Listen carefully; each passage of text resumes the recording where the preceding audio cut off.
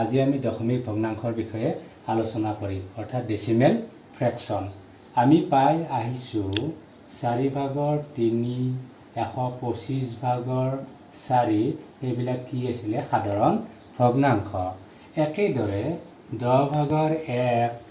100 ভাগৰ 6 এই ভগ্নাংশ বিলাকৰ হৰটোত 10 বা 10ৰ গুণিতক থকাৰ বাবে এইবোৰ কি হয় দশমিক ভগ্নাংশ হয় দশমিক ভগ্নাংশ এইবিলাক আমি কি বুলি পাইছিল সাধাৰণ ভগ্নাংশ এতিয়া 10 ভাগৰ 6 আৰু আমি এটা লওঁ 100 ভাগৰ 71 এতিয়া এইবিলাক কি হয় দশমিক ভগ্নাংশ হয় এতিয়া দশমিক ভগ্নাংশ হলে এতিয়া আমি এটো হৰণ কৰিলে কি হ'ব প্ৰথমতে একৰ পিঠিত থকা শূন্যটো আমি কি বুলি ভাবো নাই বুলি ভাবো তেতিয়া কি হ'ব ইয়াত 6 হ'ব এতিয়া একৰ পিঠিত কেইটা শূন্য আছিল এটা শূন্য আছিল গতিকে সোঁফালৰ পৰা 11 এৰি কি হ'ব দশমিক হ'ব অৰ্থাৎ 0.6 ঠিক তেনেকৈ 100 ৰে 71 হৰণ কৰিলে কি বুজাব ইয়াতে যেটো একৰ পিঠিত দুটা শূন্য আছে প্ৰথমে নাই বুলি ভাবিলো এতিয়া কিমান হ'ব ইয়াত 71 আমি লিখি ললো লিখি লৈ এতিয়া আমি চাম একৰ পিঠিত কেইটা শূন্য আছে দুটা গতিকে সোঁফালৰ পৰা কেইঘৰ এৰি আমি দশমিক দিব লাগিব এটা দুটা অংক এৰি আমি কি কৰি দিম দশমিক দিম অৰ্থাৎ 0.71 এতিয়া 0.6 0.71 আদি কি বুলি কোৱা হয় এইবিলাকক দশমিক সংখ্যা বুলি কোৱা হয় এই ভগ্নাংশক সংখ্যাই অৰ্থাৎ এইবিলাক ভগ্নাংশ মানে কি 10 ভাগৰ 6 100 ভাগৰ 71 এইবিলাকক আমি সংখ্যাৰে প্ৰকাশ কৰোতে এটা বিন্দু কি কৰা হৈছে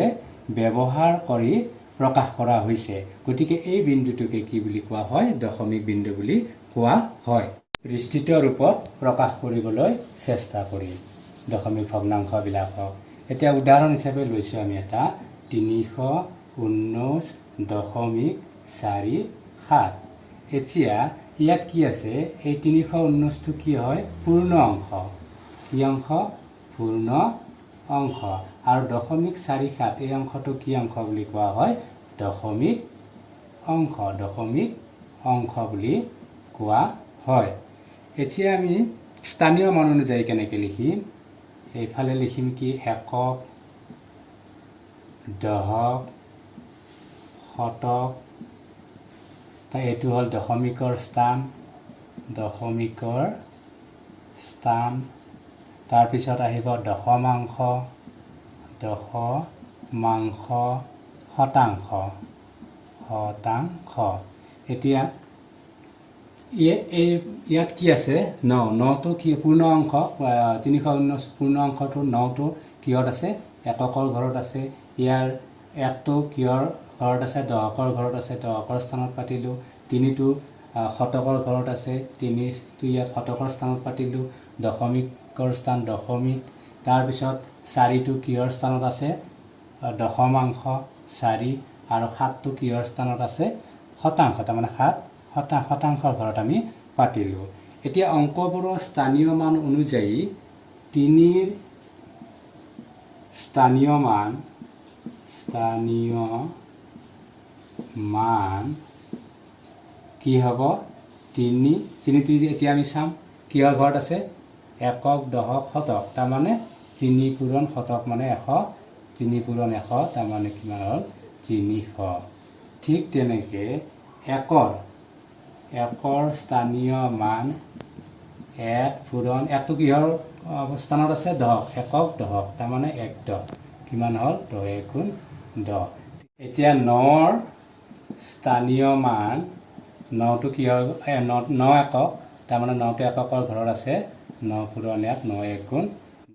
এতিয়া 4 ৰ স্থানীয় মান 4 দশমাংশ 4 দশমাংশ মানে কি 10 ভাগৰ কি হয় 4 হয় 10 ভাগৰ 4 তাৰ মানে এতিয়া আমি কি কৰিম ইয়াত একৰ পিঠিত শূন্যটো নাই বুলি ভাবো তেতিয়া কি লিখিম ইয়াত 4 লিখিম এতিয়া আমি চাম একৰ পিঠিত এটা শূন্য আছে তাৰ মানে সোঁফালৰ পৰা 11 এৰি কি কৰিম আমি দশমিক দিম অৰ্থাৎ 0.4 এতিয়া আহিব নেক্সট 7 ৰ স্থানীয় মান কিমান হ'ব 7 শতাংশ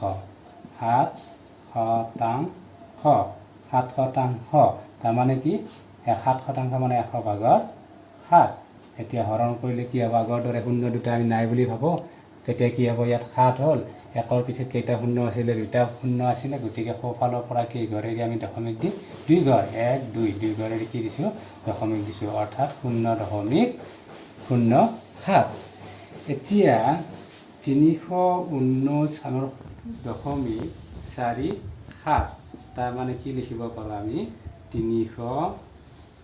+ 10 + 9 + কিমান পাইছিলোঁ ইয়াত 0.4 + 0.07। এনেকৈ আমি কি কৰিব পাৰোঁ, এই দশমিক ভগ্নাংশটোক এটা বিস্তৃত আকাৰত লিখিব পাৰোঁ। এতিয়া আমি চাম সাধাৰণ ভগ্নাংশক দশমিকত প্ৰকাশ কেনেকৈ কৰে। এটা আমি উদাহৰণ লৈছোঁ, ছাপ'জ 3 সমস্ত 2 ভাগৰ কি আছে 1 আছে। যিহেতু এটা মিশ্ৰ ভগ্নাংশ, প্ৰথমতে আমি তাক কি কৰি লওঁ, অপ্ৰকৃত ভগ্নাংশলৈকে লৈ যাওঁ। 2 3 2 6 1 কি হ'ল 7 হ'ল। এতিয়া আমি কি কৰিম, 2 ভাগৰ 7টো লিখি ল'লোঁ প্ৰথমে। এতিয়া হৰ কি আছে 2 আছে, তাক গতিকে হৰটো আমি কি কৰিম 10 বা 10ৰ গুণিতক বনাই লওঁ। গতিকে 10 বনাব চাওঁতে ইয়াত কি হ'ব, 2ক 5ৰে পূৰণ কৰিম। ঠিক তেনেকৈ 7কো কি কৰিম, তলে ওপৰে যিহেতু 5ৰে পূৰণ হ'ব, গতিকে ইয়াত কিমান হ'ব, 2 5 গুণ কি হ'ল, হৰে হৰে পূৰণ 2 5 গুণ 10 আৰু 7 5 গুণ কি হ'ল 35 হ'ল। এতিয়া আমি হৰণ কৰিলে কিমান হ'ব, ইয়াত 1ৰ পিঠিত শূন্যটো নাই বুলি ভাবোঁ, নাই বুলি ভাবিলে কিমান হ'ব, আমি ডাইৰেক্ট কি লিখিম 35 লিখিলোঁ। এতিয়া আমি চাম 1ৰ পিঠিত কেইটা শূন্য আছিলে, এটা, গতিকে সোঁফালৰ পৰা 11ৰে আমি কি কৰি দিম, দশমিক দিম, অৰ্থাৎ কি পালোঁ 3.5।